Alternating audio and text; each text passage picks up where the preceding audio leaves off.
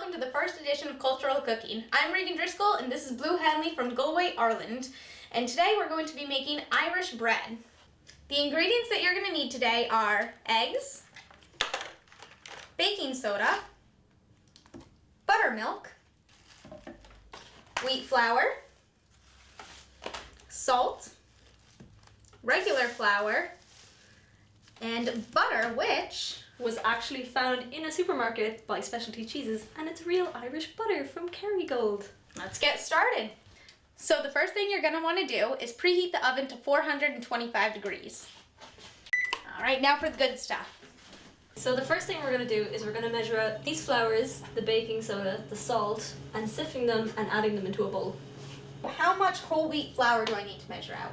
We're going to be using 1 cup and 3/4. All right. So what's the biggest difference you notice in cuisine here versus cuisine in Ireland? Well, everyone warned me about the butter before I got here, and it's apparently because American butter is unsalted. Oh yeah, some of it. You can buy it either way, but... So I've heard, yeah, but obviously given the choice, I went with the Irish butter. Of course. There was a few other things I was told to watch out for over here, like high fructose corn syrup, which isn't as prevalent in Ireland. No, so would you say a lot of the foods are more natural there? Maybe, yeah. So next, do you want me to add the regular flour then? Yep. Okay, and how much? 1 cup and 3/4 again. Great. And add that right in? Yep, go for it. There we go. All right, what am I adding next? Next is going to be the baking soda. Okay, and how much baking soda do I need? That's going to be 1 teaspoon of baking soda. Okay. And salt's next? Yep. Okay, and how much did I want of that one? 1 teaspoon again. Same thing, okay. I'm going to measure some of that out. So why buttermilk instead of regular milk? I'm pretty sure it's for the flavour of the Irish bread we make. Oh, okay.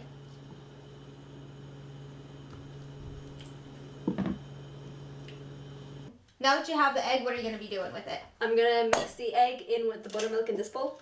Okay. Here, I'll take that from you. Why, thank you.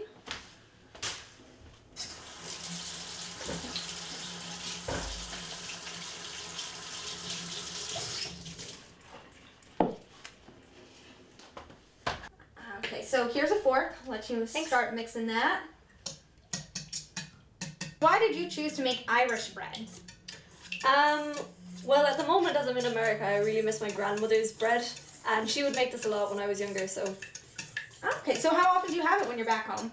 My grandmother probably makes it every week or so. Oh, wow, so pretty frequently. Yeah.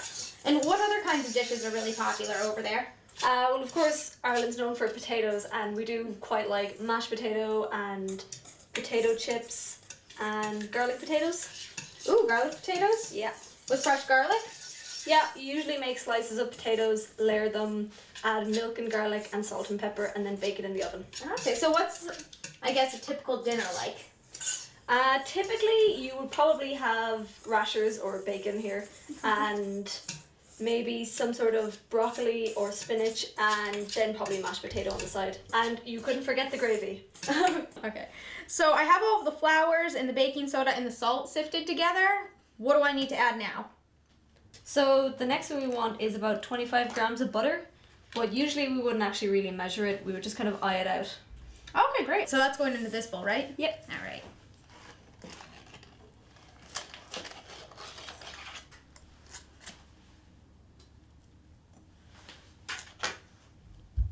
So, what am I going to want to do with the butter in here now? So now that you've got the butter in that bowl, you're just going to take it and slowly break it apart with your fingers and mix it in with the flour and everything else that's in the bowl. Okay. What's the biggest difference you notice in cuisine here versus cuisine in Ireland? Well, everyone warned me about the butter before I got here, and it's apparently because American butter is unsalted. Oh yeah, some of it. You can buy it either way, but... So I've heard, yeah, but obviously given the choice, I went with the Irish butter. Of course. There was a few other things I was told to watch out for over here, like high fructose corn syrup, which isn't as prevalent in Ireland. No, so would you say a lot of the foods are more natural there? Maybe, yeah. Okay, this is definitely all mixed together. On to the next step. So you just need to make a little hole in the middle of the flour, like a little well. Okay. And then we're just going to add the buttermilk and the egg into it. All right. About that size? Yeah, I'll just pour this in and you're going to mix it slowly so more and more flour is added. Okay. All right. So far, do you think your grandmother would be proud of how things are coming along? I think she'd be shocked I'd gotten this far. Have fun there. This is so mushy. Then you know you're doing it right. Good to know. Perfect. Ooh, it's cold. All right. So I've asked you about cuisine in Ireland. Ireland, sorry. Got to pronounce it right.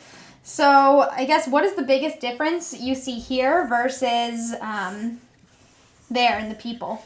When I first got here, I found that people were really friendly, but some people have told me that people are just biased because I sound really foreign. Although some people don't even notice I'm foreign, so. Oh, that's great. So how about in activities that you do? What do you do normally in Ireland? Well, I'm in a lot of the same clubs here, like anime and gaming clubs, but I also got to join women's ice hockey, and I don't know why, but that's awesome. I've always wanted to play ice hockey, and it's not a sport we have in Ireland because we don't have any permanent ice rinks. No, not even for men?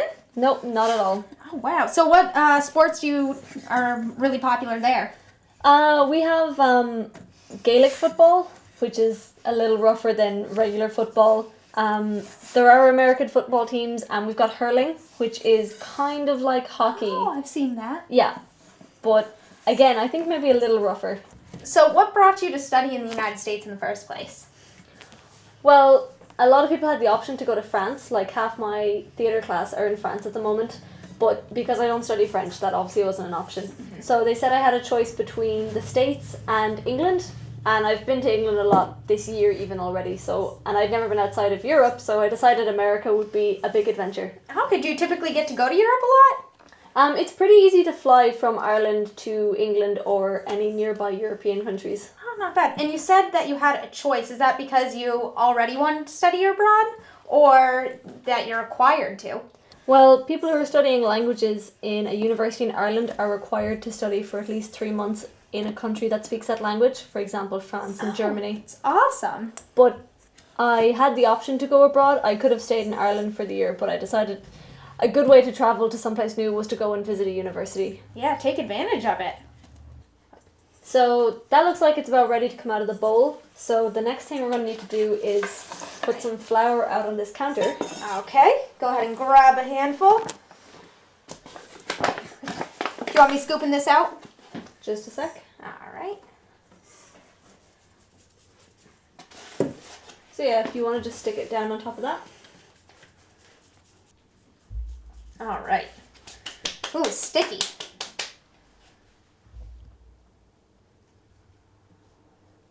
All right, let me add the rest. Now what do we want to do? So you're just going to be taking the outside and rolling it in as you turn it, and it's going to pick up some flour and dry out a little bit. All right, let's see how it's done from an expert.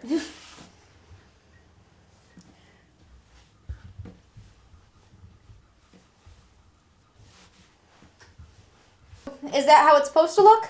Yep, it looks absolutely grand. Great, we are well on our way then. All right, what do we do next? So the next thing we're going to do is we're going to put a cross over the top of the bread. And the reason for this is actually if you don't, the bread might kind of puff out and explode. Okay. But quite a while ago, Irish people used to think it was to let the fairies out of the bread while it cooked. Oh, look at that. Need the knife? Yep. There you go. Thank you. Okay, so what kind of fairies are these? They used to believe they were shiogi, which is Irish for kind of tricksy fairies. So if you didn't let them out, they'd ruin your bread. What else did they do? There's lots of other superstitions like that. You might have them here. In Ireland, it was bad luck to put shoes on top of a table. It meant someone was going to die, supposedly. Interesting. The last thing we need is just a pan to drop it on. Okay, I'll grab one. There you go. Here, I'll set that. And it can be just any size pan as long as it fits? Yeah, more or less. Okay, great. That's looking good. All right, and how long is this going in for? At first, it's going in for 15 minutes. All right.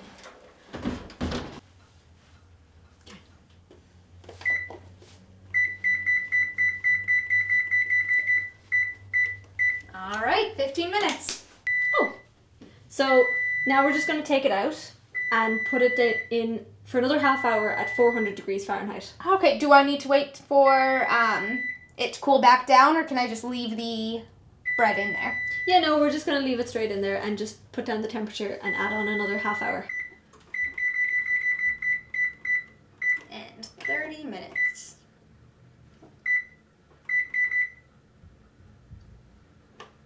All right, I'm anxious. Oh, sounds like it's ready. It smells really good. All right, let's see how this turned out. All right, how's it look? It's looking amazing. I'm excited. Let's carve right in. Is there a particular way to cut into it? We usually just cut them into quarters and then slice those. Okay.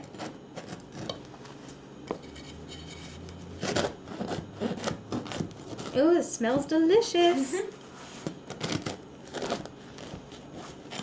Oh, so the cross works out perfectly then, too. Yep. All right, all sliced. Actually, what we should do for a little bit is just turn it upside down so it'll cool a tiny bit. Oh, okay. Where'd you learn that trick? I don't know, I just always find it upside down when I come into the kitchen. You're not allowed to eat it just yet. All right, I'll be patient. All right. Thank you. All right, so now that we've got our bread all sliced, what do we normally put on it? At home I usually just put butter on it or jam. I don't really mix butter and jam. Some people like to put cheese on brown bread, cream cheese as well, but I really just like butter and jam. All right, let's try it out. Okay, so what's your favorite part about living in Ireland? Well, I really like the area I live in because it's on the coast, which is one of the things I really miss here. I really miss like being near the beach and stuff. And it also has a lot of rivers going through it in Galway, like freshwater rivers, and it's just kind of everywhere. So it's strange not to see bodies of water everywhere. Oh yeah, so the street scenery must just be beautiful. Yeah, there's a forest near my house as well, so. Okay, let's see how this turned out.